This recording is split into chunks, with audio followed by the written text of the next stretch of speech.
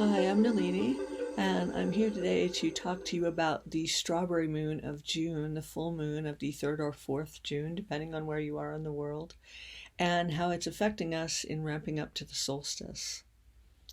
The energies of this moon are at 13 degrees, 17 minutes of Sagittarius. If that means anything to some of you, it will. And this has to do with new directions, infinite new directions. And it also has to do with transition and transcendence. 13 in the tarot being either the death card or the transition card, depending on your deck. The interesting thing to me about this moon, other than it is the harvest strawberry time in the northern hemisphere, which is delightful, it's also the sister's moon in the southern hemisphere for the Pleiades, the seven sisters, because they rise at the same time in that hemisphere. So think about the collaboration. The seven sisters are considered to be the muses, the ones who provide us inspiration. And so in one part of this cycle, as we're headed toward the solstice, we are headed into definitely death and rebirth, but a completely new way of living, a new way of living at higher vibrations, higher octaves of frequency.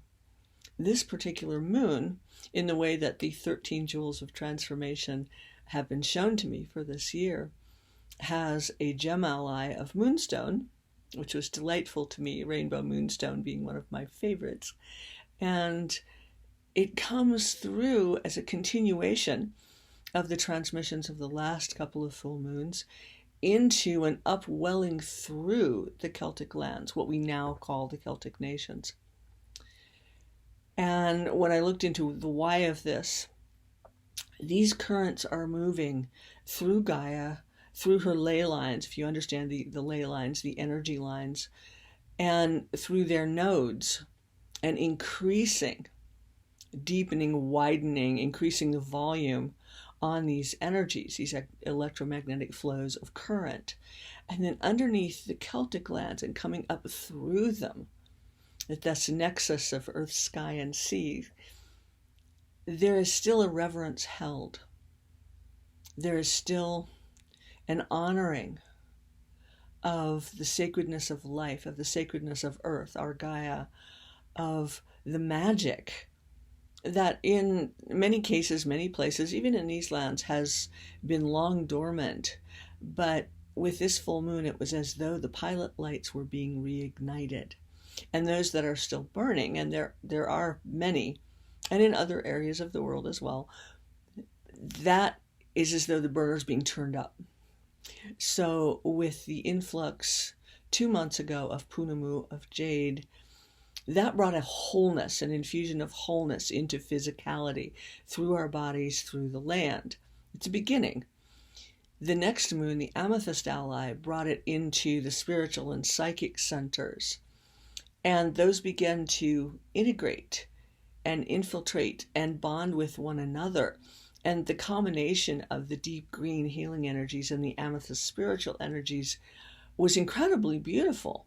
And at first looked to me like a little bit like watermelon tourmaline.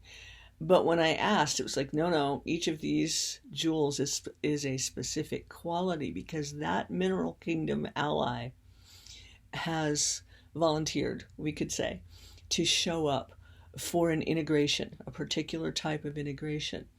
So the moonstone for this most recent full moon shows up as an integration at a higher level. If you'll remember, the initial jewel was a pearl, that milky white, supportive Hathor energy. This is bringing higher octaves of that. And it is as though, coming up into the solstice, a continental shelf rises, just lifts up hundreds of meters. This is vibrational. We may see seismic shifting, we may not. This is an inner seismic occurrence where we are becoming more. All of these integrations, these jewels of transformation, are about becoming more, becoming home here, where we live in these bodies. We incarnated to bring these energies in at this time. A lot of the rest of what we've done up until now was simply what there was to do. Many of you know what I'm speaking of. And now it's, to allow these energies in, to receive them, to integrate them, and to let that radiate and resonate as Source chooses, not as what's left of our ego's might. And let that flood the planet, let that collaborate as and with Gaia, as and with the Source that we are and that she is. This is what's coming through. There are pristine lines of light. If you look at the lines in a selenite crystal or in the moonstone, the rainbow moonstone, how they glow, they also have these beautiful lines of light. These are coming into the new graphics of the organizations that are bringing us galactic information. These pristine lines of light. This is something we all see. We see it in nature, in the mycelium fibers that connect the root systems of everything in the green world. We see it in the crystalline worlds, the very fine fibers. If we look, these are coming now into these elements within ourselves: earth, air, fire, water, metal, and wood, depending on your system. They're coming through our cells, through our light coding, and it's exquisite. So while all of the building materials came in through the last 6 months, this is an integration and an up-leveling as we come into the solstice for these higher, very pristine, very clean, very refined, just exquisite energies. And these are moving through our bodies, our embodiments, as well as the natural world. You will find them in the natural world. So, for instance, at a sacred site that has had human things built upon it, like abbeys or monuments or whatever, you'll find that these refined elements are coming through the gardens, coming through the openings, rather than in what was placed there for an agenda for human purpose. All of our agendas, all of our ideas, all of our beliefs are not being challenged at this time, although that's certainly happening, but they are being rewoven.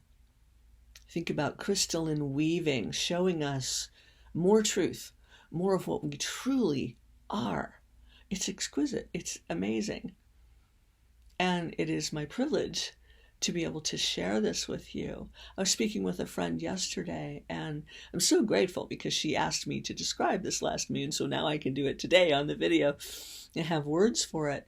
But at one point she said, "Oh, I so wish I could see that way." And it brought tears to me because I am so used to this. I am so immersed in this form of vision for my whole life that I forget. Others have their own ways of being. Others see in other ways. She's a brilliant seer in the way that she needs to be.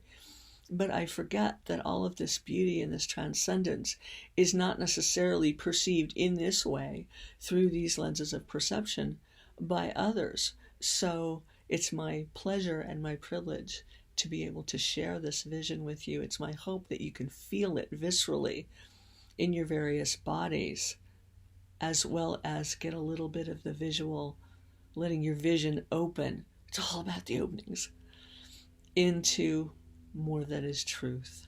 Thank you so much for watching.